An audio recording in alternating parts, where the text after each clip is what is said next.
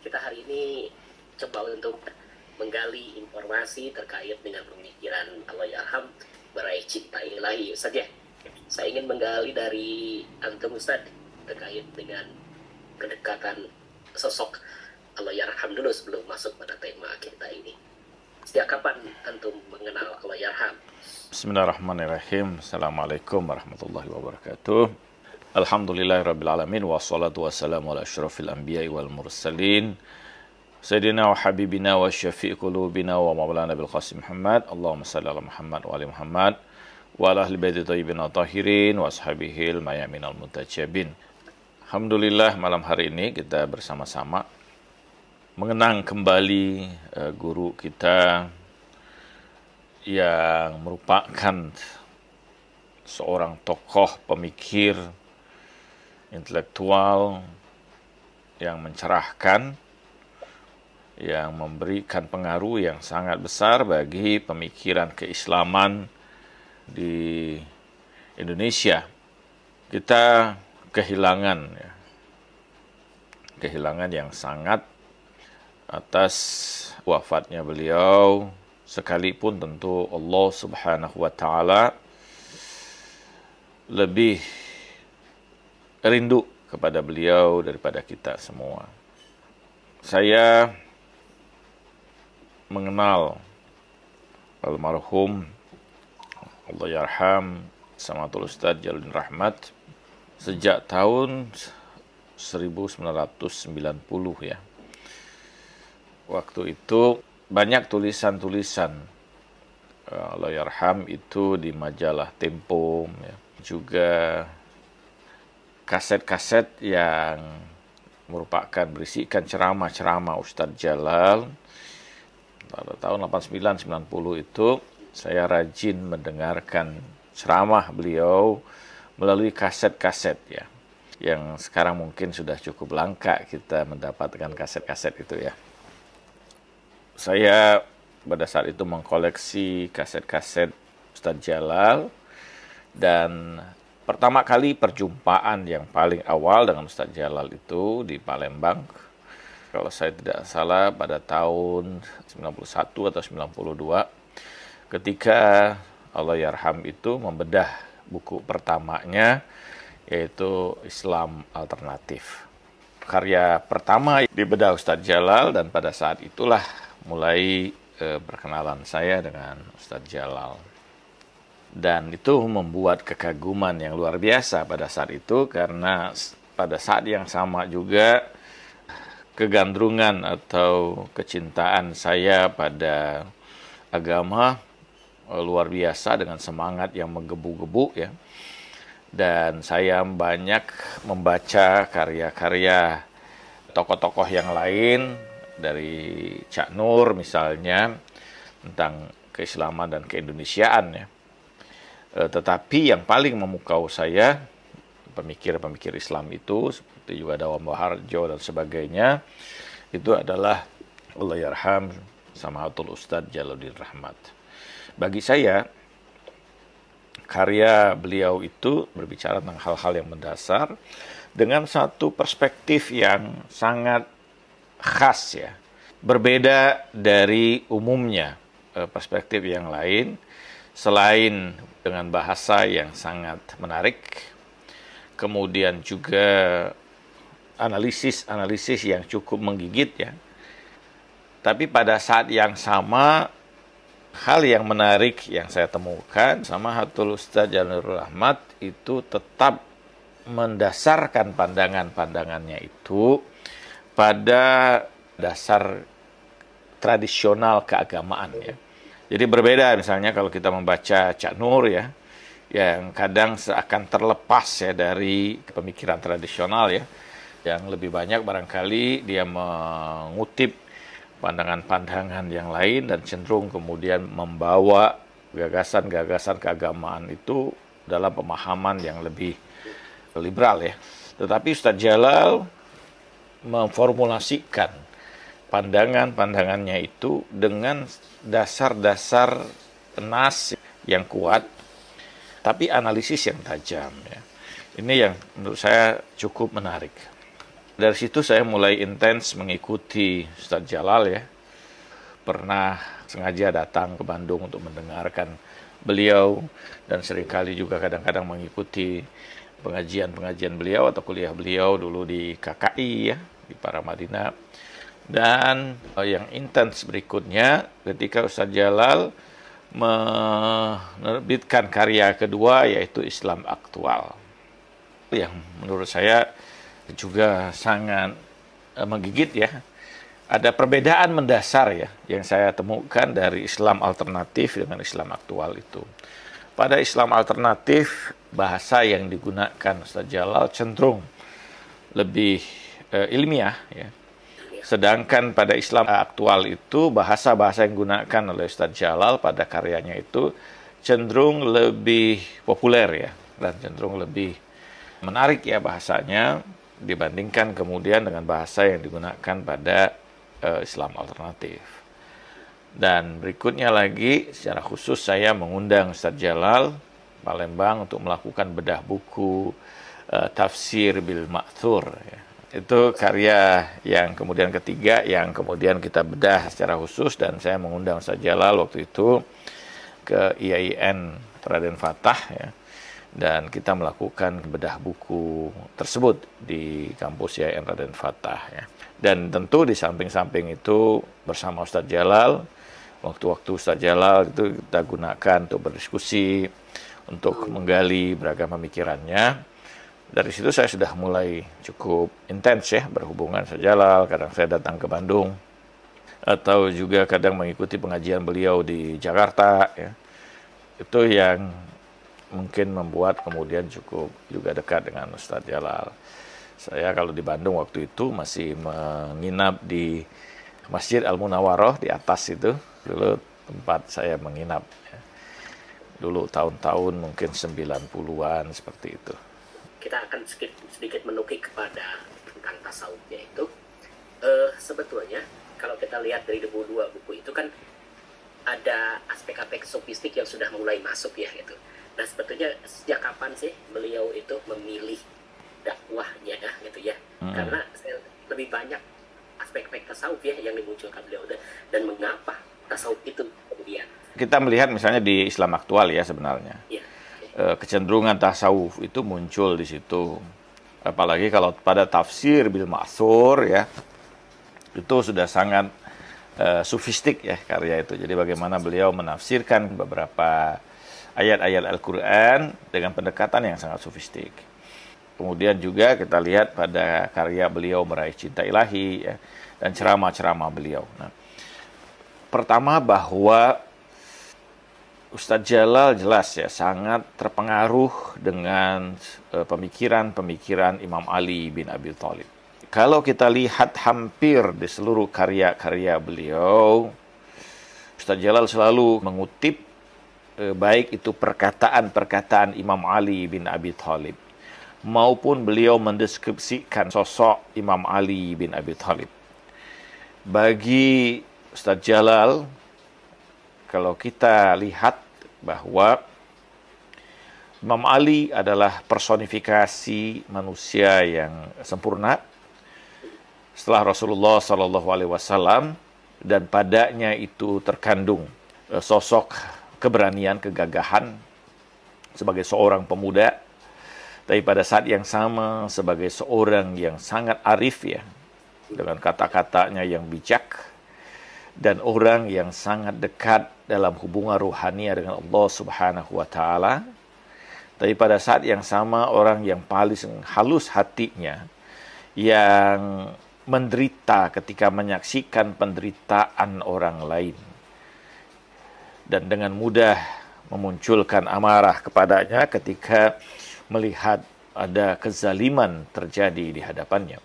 Nah, sosok Imam Ali yang seperti ini kita dapati hampir pada seluruh karya dan tulisan dari Allahyarham Sama'atul Ustadz Jalal bin Rahmat. Jadi menurut saya bahwa sosok yang paling mempengaruhi pemikiran sofistik beliau tidak lain adalah sosok Imam Ali bin Abi Thalib. Dan ajaran tasawuf yang diikuti atau diajarkan juga oleh Samaatul Ustadz Jalni Rahmat tidak lain adalah ajaran tasawuf yang dikembangkan oleh Imam Ali alaihissalam. Sebetulnya tasawuf yang dikembangkan oleh Allahyarham itu adalah tasawuf yang sumbernya sudah jelas dari Ahlul Bait Rasulullah SAW saja. Ya, betul. Tapi kalau kita lihat juga dari beberapa catatan-catatan, misalkan di beberapa bukunya, ternyata di sana juga muncul misalkan Rumi ya, Rumi, Atar, kemudian juga Ghazali, catatan Ghazali, bahkan Ibnu Arabi gitu ya. Sadra juga misalkan kita temukan catatannya pada buku Tafsir Sufi Al-Fatihah. Apakah mereka juga turut mempengaruhi, Ustaz? Saya pikir itu karena kekayaan bacaan dari Ustadz Jalal ya. Bahwa beliau karena kekayaan kemudian bacaan beliau terhadap beragam karya-karya itu juga banyak kemudian mendapatkan inspirasi dan kemudian menjadi referensi beliau dalam beragam karyanya. Kita tidak bisa mengatakan bahwa itu mempengaruhi Ustadz Jalal ya.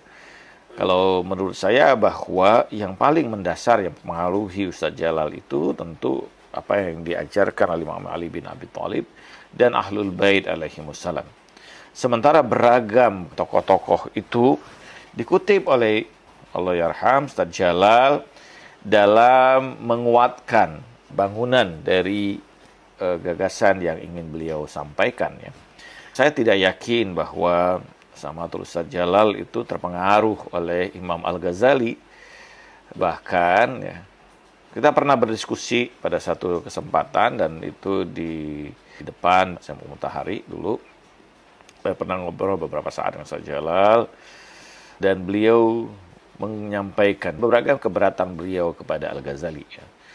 Tidak semua dari yang disampaikan oleh Imam Al-Ghazali itu dapat diterima oleh Ustadz Jalal ya. Dia menunjukkan beberapa data bagaimana Al-Ghazali memiliki pandangan yang berubah-ubah dalam beberapa hal. Dalam hal itu misalnya Ustadz Jalal juga tidak menerima beberapa gagasan dari Al-Ghazali. Di antaranya juga yang ditolak dari Al-Ghazali adalah sikap fatalistis ya.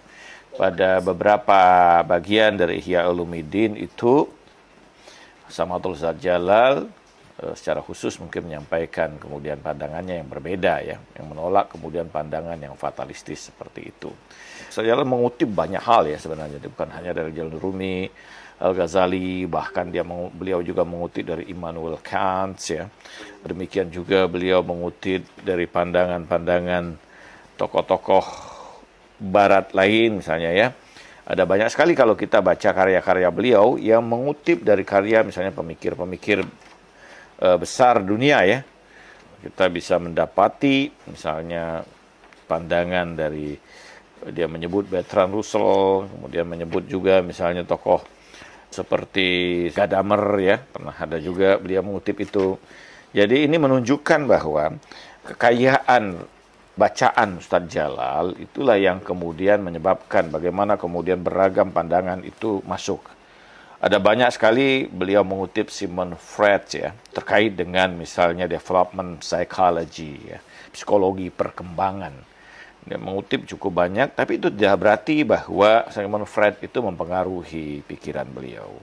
Saya sangat yakin bahwa yang banyak sekali memberikan inspirasi, memberikan cara pandang kepada Ustadz Jalal itu adalah pandangan dari Imam Ali bin Abi Thalib. Ada beberapa lembaga yang sempat saya ingat dari yang melahirkan beliau itu. Satu lembaga misalkan Miskat ini ya, pusat kajian tasawuf Miskat ini.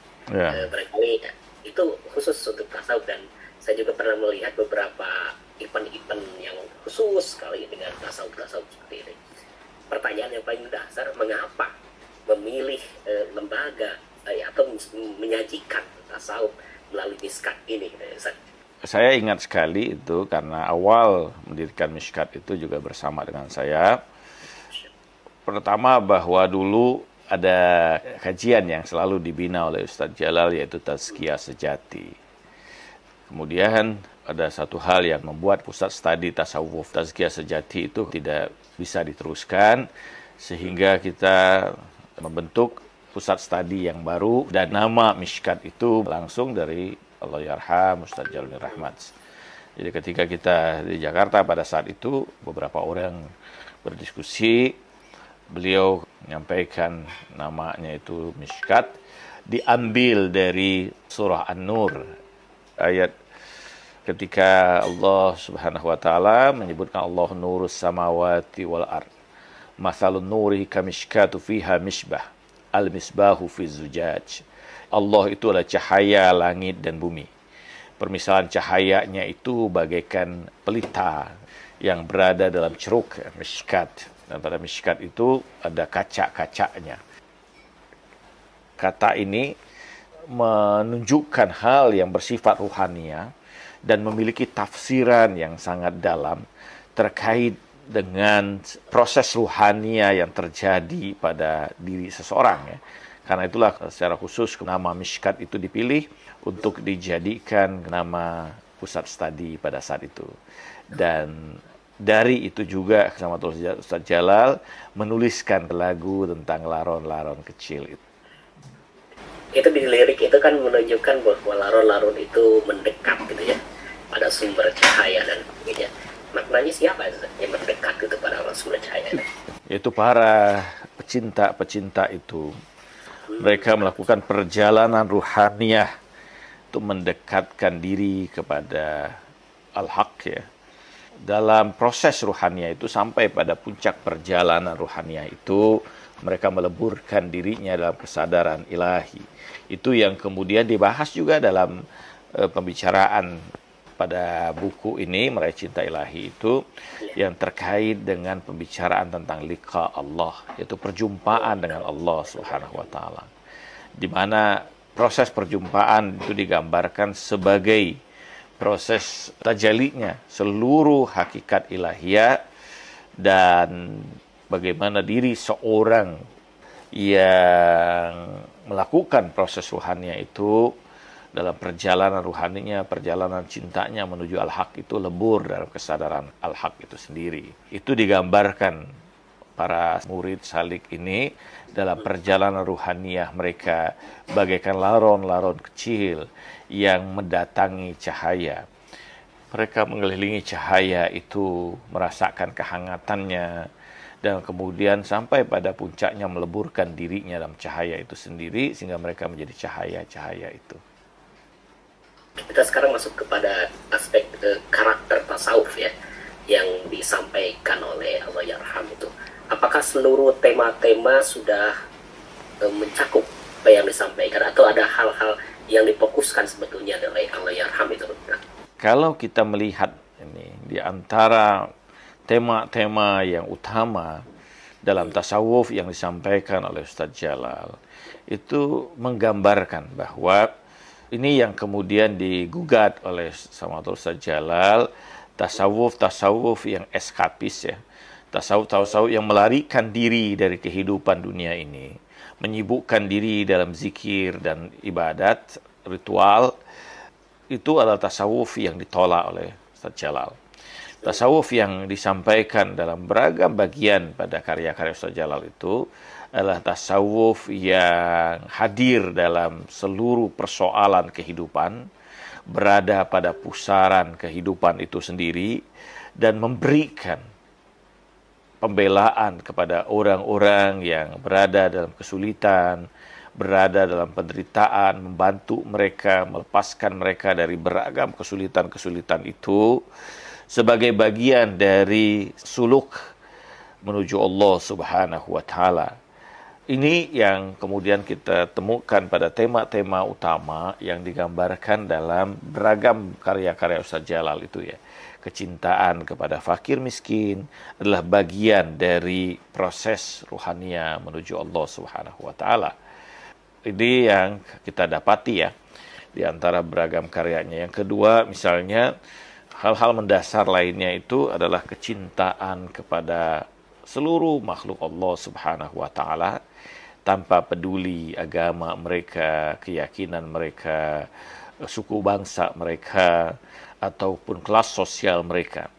Tapi menebarkan kecintaan kepada seluruh makhluk itu adalah bagian dari dasar tasawuf yang dikembangkan oleh Allahyarham Ustadz Jalal dalam karya-karyanya. Kalau kita melihat langsung pada buku Meraih Cinta Ilahi Pencerahan Sufistik ini, buku ini barangkali adalah buku yang transkripan, jadi hasil ceramah-ceramah beliau. Saya lihat misalkan di bagian pertama itu adalah berusaha menjadi kekasih Allah, dalam hal ini adalah awal-awal adalah meninggalkan hawa nafsu, kemudian taubat, dan alasan mengapa kita mencintai Allah dan sebagainya. Dan ini kalau kita lihat itu ujung-ujungnya adalah pada persoalan tauhid ya, ketika di bab 1 ini kayak gitu. Atau bisa bagaimana Ustaz menguraikan tentang berusaha menjadi kekasih Allah, jadi ikhtiar. Kalau kita melihat bahwa apa yang digambarkan oleh Ustadz Jalal pada tema tentang berusaha menjadi kekasih Allah, di sini dia merubah pola pandangnya. Seringkali banyak seseorang itu memandang kewalian itu dalam kesaktian-kesaktian yang ditimbulkan. Sehingga seseorang yang memiliki beragam kesaktian, mereka dianggap sebagai kekasih Allah. Dalam bab ini, Allahyarham Ustadz Jalal merubah pola itu. Bahwa yang dimaksud dengan kekasih Allah itu adalah orang yang pada diri mereka itu ada kecintaan, ada kasih sayang, yang karena itulah Allah Subhanahu wa Ta'ala mencintai dan mengasihi mereka. Misalnya Allahyarham di sini memberikan beberapa karakteristik wali Allah itu. Yang pertama adalah orang yang sangat dekat dengan kaum fakir miskin. Mereka mencintainya dengan tulus. Orang yang seperti itu apabila berbuat dosa, dosanya akan segera diampuni Allah.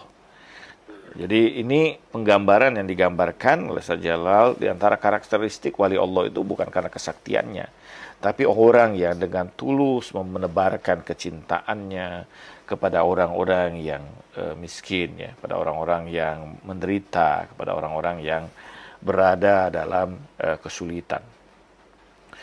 Yang kedua yang digambarkan juga, dan ini satu hal yang menarik, bahwa anak muda yang taat beribadah kepada Allah, yang dia persembahkan masa mudanya dan ketegapan tubuhnya untuk Allah Subhanahu wa Ta'ala. Yang kedua, yang digambarkan oleh Allahyarham sebagai orang-orang yang dicintai oleh Allah Subhanahu wa Ta'ala. Jadi bukan orang-orang yang menebarkan atau mengumbar kesaktian-kesaktian di hadapan manusia, ya. Ini sangat humanistik ya kalau kita lihat bahwa bagaimana Ustadz Jalal menggambarkan bahwa orang yang dicintai Allah itu bukan orang yang kelihatan banyak karismanya, ya, pakaiannya mungkin luar biasa menyebabkan orang takut kepadanya, sorbannya mungkin besar, ya, dengan mungkin tasbih yang panjang. Tapi orang yang digambarkan oleh Allahyarham ini adalah orang yang terlihat mungkin sangat biasa, hidup mereka bersama dengan orang-orang yang menderita di sekitarnya, berpakaian yang tidak jauh berbeda dari apa yang ada di sekitarnya, sehingga mereka terlihat sebagai bagian dari orang-orang yang ada bersamanya. Ini kesederhanaan, ya, ketulusan, kasih sayang, cinta kasih, menghabiskan waktu dalam kepemudaan itu untuk memberikan manfaat, ya, baik secara ruhania manfaat itu maupun secara sosial. Dan ini banyak kita dapatkan dalam karya Ustadz Jalal ini. Baik, untuk Ustadz yang bagian kedua ini, di buku ini kan tentang ibadah ritual perkhidmatan kepada Allah Subhanahu wa Ta'ala. Misalkan puasa dari syariat ke tarikat, puasa menuju pendewasaan spiritual. Jadi saya melihat di sini kalau kita ya bahwa Ustadz Jalal itu bergerak, ya, menarik orang itu tidak hanya berurusan pada aspek syariat, tapi dia harus naik ke tarikat gitu. Mengapa Ustaz? Padahal praktisi syariat aja udah sesuatu yang sangat baik ya saya itu. Proses ruhania itu adalah proses yang panjang dan luas, ya. Tidak cukup hanya dalam pola-pola yang bersifat ritual semata, ya, atau dengan banyaknya zikir, ya, dengan melakukan ibadah-ibadah yang bersifat syariat semata, kesalehan-kesalehan yang bersifat simbolik, bukan itu ya. Kesadaran akan proses ruhania yang panjang, dan bahwa proses ruhania itu bukanlah sesuatu yang secara instan dapat diwujudkan ya, tapi bukanlah sesuatu yang secara instan dapat diwujudkan melalui sebuah proses yang cukup panjang ya, sebuah proses yang di situ ada tingkatan-tingkatan yang harus dilalui, sehingga orang tidak mudah kemudian untuk mengatakan oh dia sudah berjumpa dengan Tuhan atau dia sudah mengalami pengalaman yang luar biasa. Ada tingkatan-tingkatan yang harus dilalui. Dalam sebuah proses ini ada lapisan-lapisan yang harus kemudian ditapaki, dan setiap lapisan itu punya kedalaman makna masing-masing. Dalam setiap proses ibadah itu, setiap tingkatan itu punya kedalaman makna ya, punya beragam proses yang harus dilalui, beragam kesadaran, beragam kemudian makrifat yang ada padanya.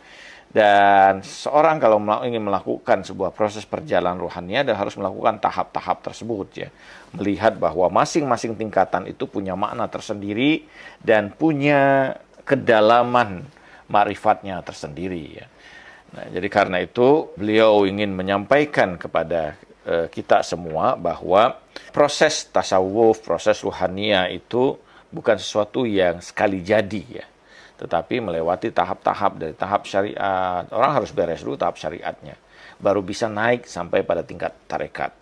Orang harus beres pada tingkat tarekat, baru bisa naik dan mencapai tingkatan hakikat. Ya.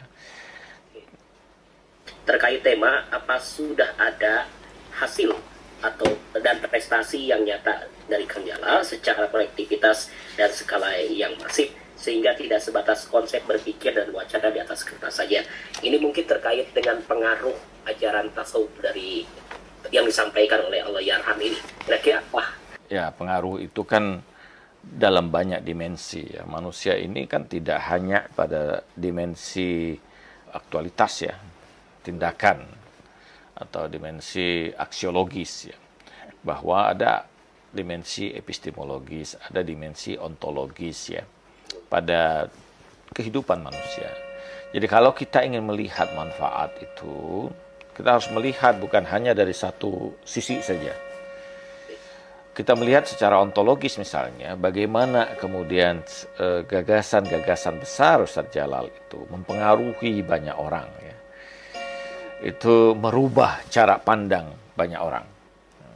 Dan ada banyak sekali orang yang kemudian kita bisa mengatakan mungkin ratusan ribuan mungkin orang yang berubah cara pandangnya setelah membaca karya-karya, mendengarkan ceramah-ceramah, ya, berdiskusi dengan Ustadz Jalal, itu membuka pandangan mereka ya, secara ontologis.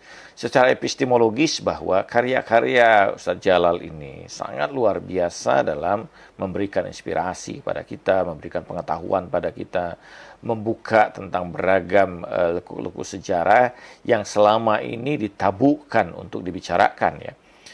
Tapi kita menyaksikan bagaimana kemudian pada karya-karya itu beragam leku-leku sejarah Islam ini dibuka dengan sangat menarik ya. Mendapatkan sebuah analisis ketajaman yang baru ya, dan sehingga membuat orang merubah juga sudut pandang mereka, mendapatkan kemudian pengetahuan-pengetahuan yang luar biasa ya. Demikian juga kemudian ajaran-ajaran tasawufnya dan seterusnya. Pada konteks kemudian aksiologis, kita menyaksikan gagasan-gagasan Ustadz Jalal itu kemudian diturunkan ya, tentu pada pembangunan sekolah yang dia bangun, Mutahari itu salah satu sebenarnya sebuah gagasan besar ya. Tentu saja apa yang diharapkan oleh Ustadz Jalal itu lebih dari apa yang ada sekarang ya. Tetapi bahwa beragam tentu keterbatasan dan sebagainya, itu yang kemudian membuat perkembangan Mutahari tidak sebagaimana yang tentu diimpikan oleh Ustadz Jalal ya. Demikian juga salah satu di antara upaya Ustadz Jalal itu adalah mendirikan Ijabi ya, Ikatan Jamaah Ahlul Bait Indonesia ya. Itu saya teringat betul ya, waktu itu bagaimana Samatul Ustaz Jalal itu mendirikan Ijabi itu dan menjadikan itu satu organisasi Ahlul Bait dalam pembelaan terhadap komunitas Ahlul Bait yang masih terbelakang, masih tersisihkan ya pada saat itu, masih hanya dianggap dengan sebelah mata dan masih kecil ya, dan kemudian tidak punya status sosial yang sama dengan komunitas-komunitas yang lain ya. Itu salah satu tentu upaya secara aksiologis yang dilakukan oleh Ustaz Jalal ya. Demikian juga ada banyak pusat-pusat studi yang beliau buat ya.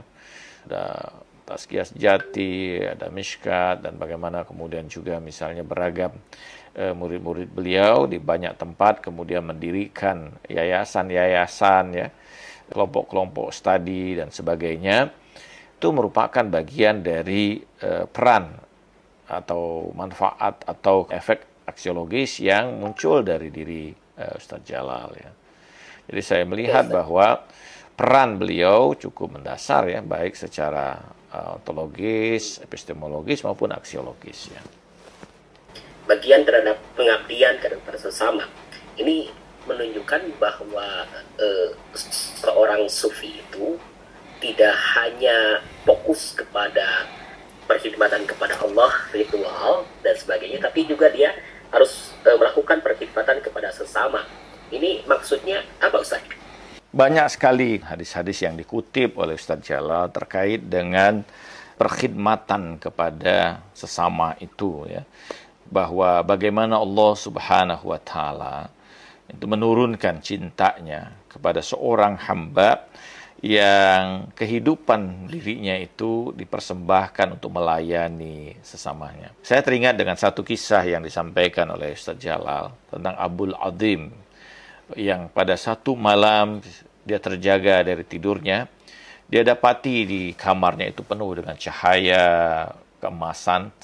Dia dapati ada satu makhluk yang tengah menulis di satu kitab yang berwarna emas. Dia bertanya kepada makhluk itu, siapakah engkau? Makhluk itu berkata, aku adalah malaikat Allah. Sedang apa engkau di sini? Malaikat Allah itu berkata, aku sedang menuliskan nama para kekasih Tuhan. Abul Azim kemudian bertanya, adakah namaku di antara nama para kekasih Tuhan itu? Malaikat itu berkata, namamu tidak tercantum dalam kitab ini. Kalau begitu, perkenankan aku mengetahui siapa saja yang ada pada kitab itu. Malaikat itu berkata, mereka adalah orang-orang yang kebahagiaannya dirampas, kehidupan mereka disisihkan, dan mereka berada dalam penderitaan dan kesulitan. Merekalah para kekasih Tuhan. Kata Abul Azim, kalau namaku tidak tercantum di situ, biarkan aku menjadi pelayan para kekasih Tuhan itu. Dia habiskan waktunya dalam melayani para kekasih-kekasih Tuhan yang digambarkan oleh malaikat itu, sampai suatu saat peristiwa yang sama terjadi. Dia dapati kamarnya penuh dengan cahaya, dan di tengah cahaya itu ada malaikat yang sama yang tengah menulis dalam kitab berwarna emas. Dia bertanya tentang pada malaikat itu, siapakah engkau? Apa yang sedang kau lakukan? Malaikat itu kembali berkata, aku sedang menuliskan nama para kekasih Tuhan. Adakah namaku tercantum di dalam kitab itu? Malaikat itu berkata, Tuhan memerintahkan aku untuk meletakkan namamu pada urutan yang pertama, karena engkau sudah melayani para kekasihnya. Ini yang dimaksud oleh Ustaz Jalal bahwa pelayanan kepada sesama itu adalah melayani para kekasih Tuhan. Mereka yang tersisihkan, mereka yang kehidupannya, kebahagiaannya dirampas, mereka yang tidak pernah diperhatikan, mereka adalah para kekasih Tuhan. Sebagaimana hadis qudsi yang sering kali dikutip oleh Samatul Ustaz Jalal, carilah aku di antara hamba-hambaku yang hancur hatinya. Ini gambaran apa yang disampaikan tadi, bahwa menjalankan proses ruhania tidak hanya dalam kesibukan secara individual, bukan berarti bahwa tidak melakukan itu ya. Tidak hanya dengan menghabiskan waktu dalam zikir, dalam pembacaan doa ya, tetapi ada peran sosial dalam melayani orang-orang yang tertindas itu. Dengan itulah kecintaan Tuhan itu dapat diraih ya. Ini yang diajarkan juga oleh Amirul Mukminin Ali bin Abi Thalib ya. Dia adalah orang yang paling luar biasa dalam munajatnya kepada Allah, menghabiskan malam dalam regutan kecintaannya, pengaduannya, dan tangisan kepada Allah. Tapi pada saat yang sama adalah orang yang sama yang memanggul gandum pintu-pintu rumah mereka yang yatim dan fakir. Ya. Terkait pengaruh Ustadz Jalal, menurut Ustadz Khalid, apakah power dan presisi pengaruh tersebut bisa konsisten ketika secara physically beliau sudah terpisah dari alam panah ini? Tidak ada lagi kesempatan alias terputus terkait gesekan diskusi pemikiran secara langsung dengan sosok Ustadz Jalal. Jadi ini terkait mungkin apakah yang di alam barzah itu mempengaruhi pada alam dunia, pada mereka-mereka yang ada di dunia ini kalau kita menyambungkan gitu. Sebagaimana Allah Subhanahu wa taala berfirman, ya wala tahsabanna lazina qutilu fisabilillah amwatan bal ahya inda rabbihim yurzakun. Jangan kamu mengira orang yang mati di jalan Allah itu mati. Tidak. Mereka hidup dan mendapatkan rezeki dari Allah yang banyak. Ini menjelaskan kepada kita bahwa orang-orang yang saleh, orang-orang yang hidup mereka persembahkan di jalan Allah Subhanahu wa taala, maka mereka sebenarnya tidak pernah mengalami kematian ya. Mereka masih terus memberikan pengaruhnya kepada orang-orang yang hidup. Baik pengaruh itu secara langsung atau tidak langsung ya. Pengaruh secara tidak langsung itu kita membaca karya-karyanya, bagaimana kemudian hasil pemikiran Allahyarham ini dan apa yang ditinggalkan beliau itu merupakan satu pengaruh yang langsung kepada kita semua yang terus ada ya. Di sisi lain tentu saja bahwa menyambungkan diri kita secara ruhaniah kepada orang-orang yang soleh itu adalah ajaran Al-Quran ya. Sebagaimana Al-Quran mengatakan wa qul i'malu fasayarallahu amalakum wa rasuluhu wal mu'minun, dan beramal baiklah kamu insyaallah Rasulnya dan orang-orang yang beriman itu menyaksikan perbuatan baik yang kamu lakukan. Menyambungkan diri kepada orang-orang yang saleh yang telah mendahului kita ya, para ulama, alim ini adalah bagian dari proses ruhaniah kita. Walaupun mereka sudah berada di alam barzah, tapi Allah Subhanahu wa taala memberikan bagi mereka kebebasan untuk terus tersambung kepada orang-orang yang hidup yang di dunia ini yang mencintai mereka. Dari meraih cinta ilahi spekta pencerahan spesifik ini, kita masuk misalkan di bab 4 itu tentang tarikh mari menjelajahi sejarah. Di sini kita ketahui bahwa Allahyarham menulis di Sudawan Madrasah Rasulullah, dan di sini ada Imam Ali, ada beberapa sahabat Nabi yang dekat kepada Imam Ali. Kemudian juga Imam Ali sebagai pendiri mazhab cinta. Di sini ada Sayyidah Fatimah, kemudian ada peristiwa Asyura, kemudian ada tentang mati syahid, dan juga ada tentang Imam Sajjad. Mengapa tokoh-tokoh itu dikenalkan oleh Allahyarham gitu? Apakah mereka tuh ada nilai-nilai, ada teladan-teladan sofistik yang bisa kita ambil gitu? Sosok ini adalah sosok-sosok utama ya, yang sesungguhnya sebenarnya mereka adalah sosok-sosok yang layak untuk menjadi panutan ya. Mereka adalah murid-murid Rasulullah Sallallahu Alaihi Wasallam yang dibesarkan oleh tangan Rasulullah Sallallahu Alaihi Wasallam sendiri. Dari diri Rasulullah mereka mendapatkan pengetahuan, mereka bersama dengan Rasulullah Sallallahu Alaihi Wasallam ketika Jibril datang dan menyampaikan wahyunya ya. Mereka hidup dalam rumah nubuah, dibesarkan dalam madrasah ruhaniyah Rasulullah, dan mereka bersama-sama dengan Rasulullah Sallallahu Alaihi Wasallam. Mereka adalah ahlul bait Rasulullah Sallallahu Alaihi Wasallam yang telah mendapatkan jaminan dari Allah Subhanahu Wa Taala dalam kesucian mereka. Karena itu di sini bagaimana kita melihat Samatul Ustadz Jalilur Rahmat ya dalam bab 4 itu tentang mari jelajah sejarah.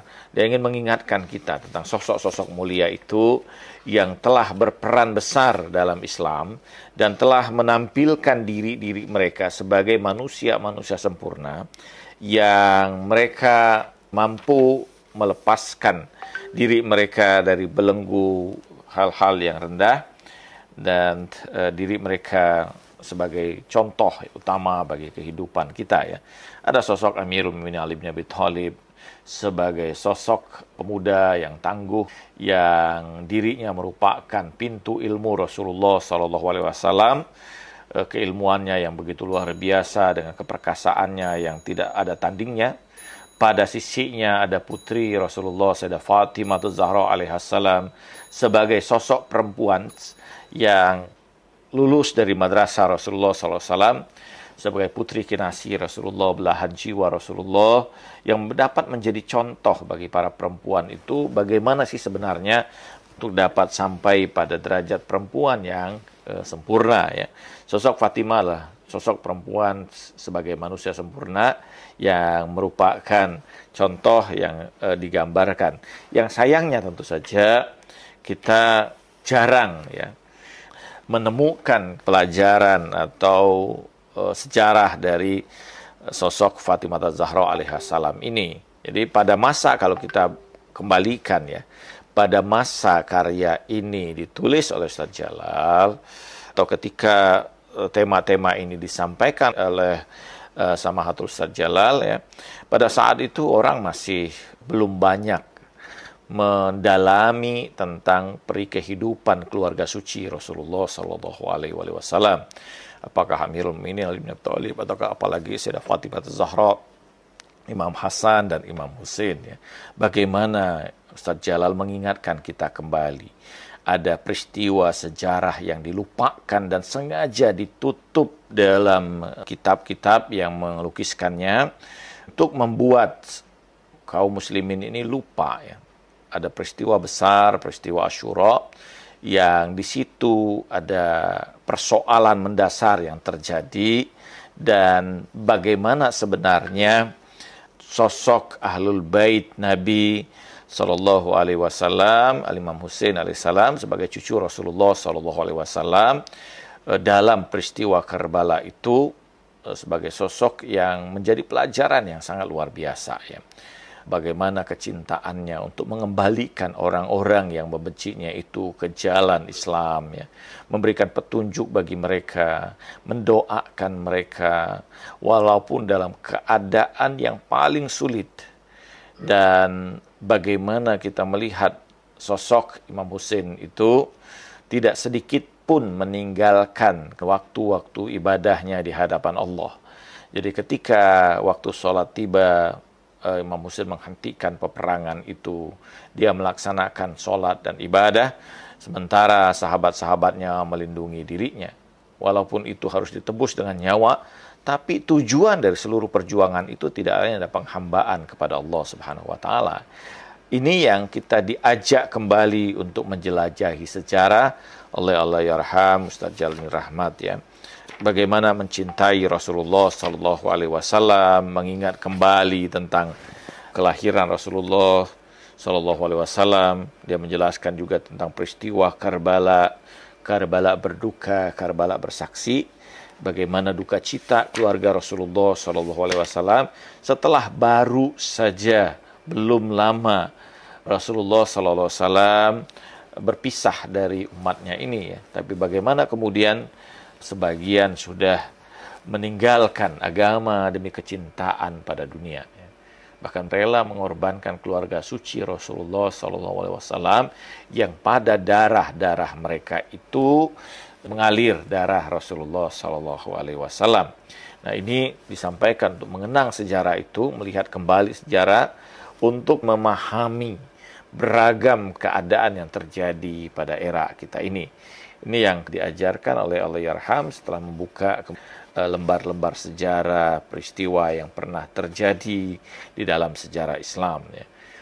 Dan menariknya bahwa sekali lagi saya sampaikan bahwa Ustaz Jalal membuka kembali peristiwa-peristiwa yang begitu luar biasa upaya untuk menutupnya. Dengan cara itu Ustaz Jalal membuat banyak orang kemudian menyadari ada kekeliruan sejarah yang pernah terjadi. Ada upaya-upaya pembelokan sejarah. Ada upaya-upaya bagaimana mengaburkan ajaran Rasulullah SAW dan keluarganya yang suci. Sehingga yang sampai kepada kita adalah ajaran-ajaran yang kadang sudah jauh dari apa yang diajarkan oleh Rasulullah dan keluarganya yang suci. di bagian yang terakhir itu adalah tentang tafsir ya. Tafsir memahami makna Tuhan semesta alam dalam hal ini. Apakah Ustadz memiliki pandangan terkait dengan tafsir dalam hal ini tafsir Al-Quranul Karim yang dicetuskan oleh Allahyarham itu, apakah memang sesuatu yang baru atau sesuatu yang sifatnya adalah mereproduksi ulang? Pertama, kita dapati bahwa Ustadz Jalal melakukan penafsiran secara maudhu'i ya, secara tematis ya. Kalau kita lihat, kita tidak menemukan ya secara tartibi atau tafsili ya. Ustadz Jalal menafsirkan kemudian ayat-ayat Al-Quran, dia menafsirkan itu berdasarkan konteksnya masing-masing ya. Kita lihat misalnya bagaimana dia menjelaskan tentang makna suratal mustaqim ya. Bagaimana dia menjelaskan beberapa surah-surah pendek ya, Al-Insyirah, Al-Asr ya. Tetapi ada hal yang menurut saya, Al-Kautsar ya, ada hal yang menarik bahwa umumnya penjelasan-penjelasan dalam konteks tafsir bil ma'thur itu menjelaskan asbabun nuzul atau sya'nun nuzul dari ayat itu, mengupas dari konteks kebahasaan ayat tersebut, kemudian mencoba untuk memahami makna ayat itu ya. Apa yang dilakukan oleh Ustadz Jalal selain mencoba untuk menelusuri ayat-ayat tersebut, dia juga untuk mengkontekstualisasikan dengan kisah-kisah yang terjadi ya, terkait dengan tema-tema yang diangkat pada ayat tersebut ya. Dan ini menjadi sesuatu kekuatan ya, bagaimana walaupun ini dia tetap mempertahankan konteks yang ada terkait dengan ayat tersebut, tapi pada saat yang sama dengan beragam kekayaan ya tentang kisah-kisah yang terkait dengan ayat-ayat itu, Ustadz Jalal mengungkapkan itu semua dalam upaya dia untuk mengaktualisasikan ayat-ayat tersebut untuk dipahami pada era kita sekarang ya, pada masa kita sekarang. Dia menggugah kita misalnya bagaimana dia menjelaskan tentang makna Al-Abtar misalnya pada surah Al-Kautsar ya. Apa saja Al-Abtar itu misalnya. Bisa juga dia menjelaskan bagaimana yang dimaksud dengan Al-Abtar itu juga adalah kalangan du'afa ya. Orang-orang yang lemah, orang-orang yang secara materi mereka, keilmuan juga, sosial mereka adalah orang-orang yang lemah dan kecil. Beliau mengutip istilah lain yang disebut dengan mustadafin ya. Mengajarkan kepada kita ya, dengan mengenali ayat itu, memahami ayat itu, kita sampai pada kesadaran tentang orang-orang yang sulit, orang-orang yang menderita ya, orang-orang yang tertindas dan sebagainya. Demikian juga dia menjelaskan tentang ibadah sebagai fitrah ya. Misalnya menulis atau mengutip Alexis Carrel ya, terkait dengan bagaimana perbicaraan tentang manusia yang modern, yang kehilangan peluang untuk ibadah, fitrah mereka mengalami sakit ya. Dan bagaimana juga misalnya dalam karya ini Ustadz Jalal juga menjelaskan tentang hal-hal yang gaib dalam Al-Quran ya, yang kadang-kadang jarang disentuh ya oleh banyak pemikir atau mufasir lainnya. Jadi ada hal yang menurut saya sangat menarik ya, bahwa selain tentu tadi kekayaan beragam kisah yang terkait dengan ayat-ayat tersebut, pada bagian akhir ini juga beliau ingin menjelaskan ya, justru untuk menunjukkan hal-hal yang spiritual itu dapat berpengaruh pada kehidupan manusia secara material ya. Ini misalnya kekuatan supranatural menurut Al-Quran ya. Bagaimana ayat-ayat tertentu memberikan efek-efek yang sangat mendasar pada diri manusia ya. Bahkan dia mengkritik tentang pandangan-pandangan tafsir modern yang sangat materialistik ya. Dia bahkan menulis tentang tafsir materialistik. Nah, di sini kita melihat bagaimana Ustadz Jalal ya dalam karyanya ini pada bagian akhir ini menyampaikan kita pada kesadaran bahwa kehidupan kita ini yang terjadi dalam material ini sebenarnya adalah kehidupan yang tidak lepas ya dari pengaruh-pengaruh ruhania. Jadi apa yang terjadi secara ruhania itu akan berefek mendasar pada kehidupan material. Bahkan untuk membuktikan bagaimana hal-hal rohani itu dapat berefek secara material, beliau mengutip di ujung sekali itu tentang kisah Samiri, ya, yang mengambil jejak-jejak dari malaikat Jibril dan dimasukkan ke dalam patung sapi kecil itu, sehingga bagaimana kemudian sapi kecil itu dapat memberikan efek suara, ya. Ini untuk membuktikan bagaimana hal-hal yang ditinggalkan oleh manusia-manusia atau makhluk-makhluk yang mulia itu memberikan efek pada hal-hal yang bersifat material. Demikian juga beragam kebaikan yang kita lakukan punya efek pada material kita. Doa, ibadah, dan sebagainya itu bukan hanya berefek ruhaniah, tapi juga memberikan efek secara material. Nah, ini di ujung dari kitab ini atau karya ini, beliau ingin membuktikan hal-hal yang seperti itu pada kita. Kalau tokoh-tokoh tertentu, tokoh-tokoh besar seperti mungkin Al-Ghazali dan sebagainya, atau misalkan Abdul Qadir Jailani dan sebagainya, dia membuat semacam tarekat, ya, kayak gitu. Dan saya tidak melihat begitu banyaknya murid-murid Allahyarham, tapi kemudian Ustadz Jalal itu tidak membuat satu tarekat yang sofistik gitu, tapi beliau malah mengajak orang itu untuk mengambil sumber mata air langsung kepada keluarga Rasulullah SAW, dalam hal ini adalah Ahlul Bait. Kemudian kita sebut saja misalkan tarekat itu adalah yang diajarkan oleh Allahyarham, itu tarekat adalah tarekat Ahlul Bait, ya Ustaz, ya. Misalkan kalau ditanya amalan apa yang harus dilakukan, beliau menyebutkan baca saja Mafatihul Jinan gitu. Doa apa? Baca saja Saifah Sajadiyah dan sebagainya. Mohon barangkali bisa dijelaskan sedikit tentang itu, Ustaz. Beliau memperkenalkan, ya, Ahlul Bait alaihissalam dan ajaran-ajaran yang disampaikan oleh Ahlul Bait alaihissalam. Walaupun salah satu di antara karakteristik dari Ustadz Jalal ini adalah beliau membebaskan orang untuk memilih berdasarkan pilihan mereka masing-masing. Kita tidak pernah menemukan bagaimana Ustadz Jalal mendoktrin orang untuk mengikuti pandangannya, ya. Beliau memiliki pandangan, curahkan pandangannya, menyampaikan pandangannya itu, sekalipun kadang-kadang pandangannya itu berbeda, ya, dari kebanyakan.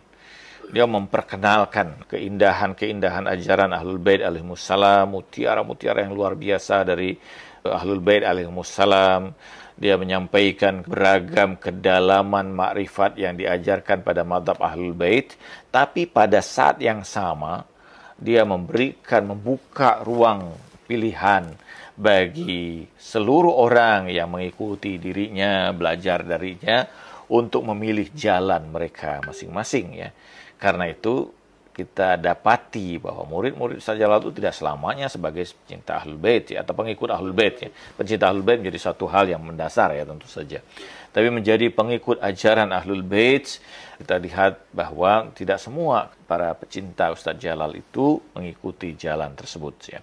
Walaupun tentu dia memperkenalkan itu. Yang kedua, jelas bahwa apapun beliau yang ditanyakan atau diminta pada beliau, beliau kembali bersandarkan kepada apa yang disampaikan oleh Ahlul Bait. Karena bagi beliau bahwa puncak dari tasawuf itu, ya, atau silsilah tasawuf itu semua bersambung kepada silsilah emas dari Ahlul Bait alaihimussalam, ya. Dan sumber utama ajaran tasawuf yang diajarkan oleh Rasulullah dan keluarganya tidak lain itu berasal atau bersumber dari Ahlul Bait alaihissalam. Jadi kalau kita ingin belajar tasawuf yang betul-betul murni dari kedalaman air jernih pada muara air itu, tidak lain muara itu adalah Ahlul Bait alaihissalam. Dan ini yang selalu beliau sampaikan, ya, kepada kita semua, kepada para muridnya, kepada para pendengarnya dan sebagainya. Sekali lagi bahwa beliau tidak pernah memaksakan pandangannya itu. Beliau membebaskan semua orang untuk mengikuti jalan mereka masing-masing, sehingga dengan kesadaran mereka masing-masing itulah mereka kemudian menemukan ajaran Ahlul Bait. Jadi kalau kita bisa sampaikan bahwa tasawuf diajarkan oleh Ustadz Jalal tidak lain adalah tasawuf Ahlul Bait alaihimussalam, ya. Kalau itu pun disebut sebagai tasawuf, karena Ahlul Bait ini sekali lagi mengajarkan pada seluruh bagian dimensi diri manusia, ya. Ada sisi rasionalitasnya, ada sisi spiritualitasnya, ada sisi emosionalnya, ada sisi syariatnya, ya, ketentuan-ketentuan fiqhiyah dan sebagainya. Jadi keseluruhan bagian itu sebenarnya ada pada ajaran yang diajarkan oleh Ahlul Bait alaihissalam, ya. Tasawuf adalah bagian ruhania dan kita dapati misalnya pada ajaran Ahlul Bait ini, baik itu dari Imam Ali dan yang lainnya. Demikian juga melalui doa-doa, ibadah-ibadah yang mereka ajarkan, ya.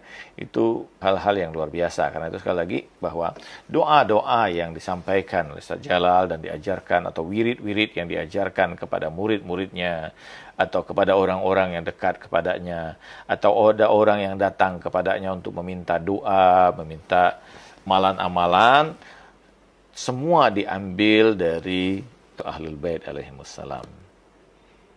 Ada beberapa hal yang saya dapati dari upaya yang ditawarkan oleh Ustaz Jalal dalam upaya meraih cinta ilahi.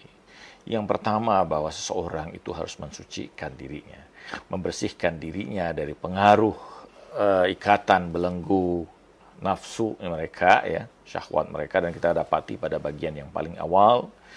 Yang kedua, bahwa seseorang itu untuk mendapatkan dan meraih cinta ilahi haruslah menjadi orang yang mencintai sesamanya, mencintai orang-orang yang tertindas dan kalangan mustadafin, ya.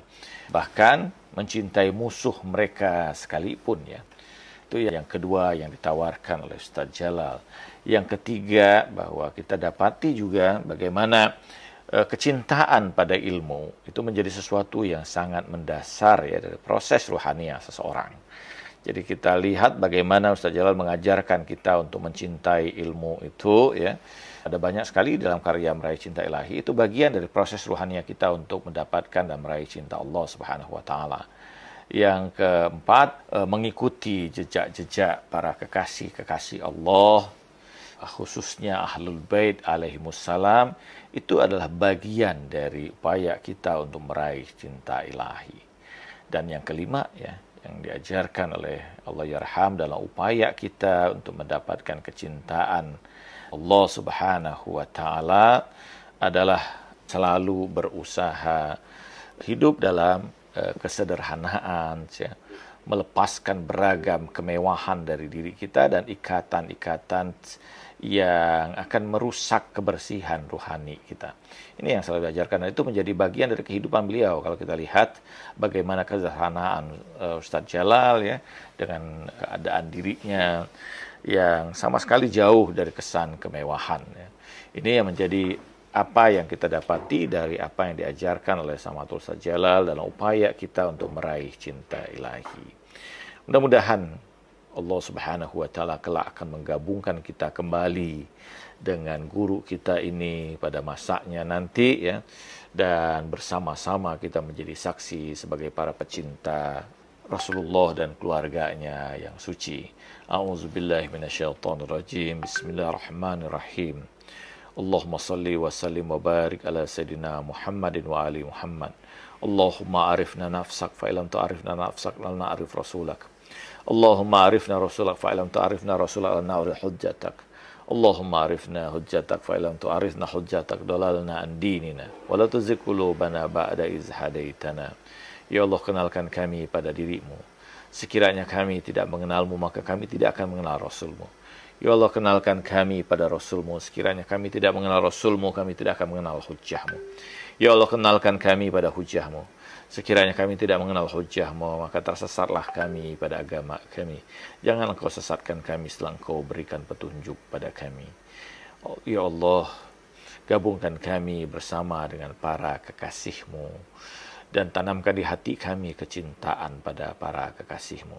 Birahmatika ya arhamar rahimin. Wa sallallahu ala sayyidina Muhammadin wa tahirin walhamdulillahi rabbil alamin. Assalamualaikum warahmatullahi wabarakatuh.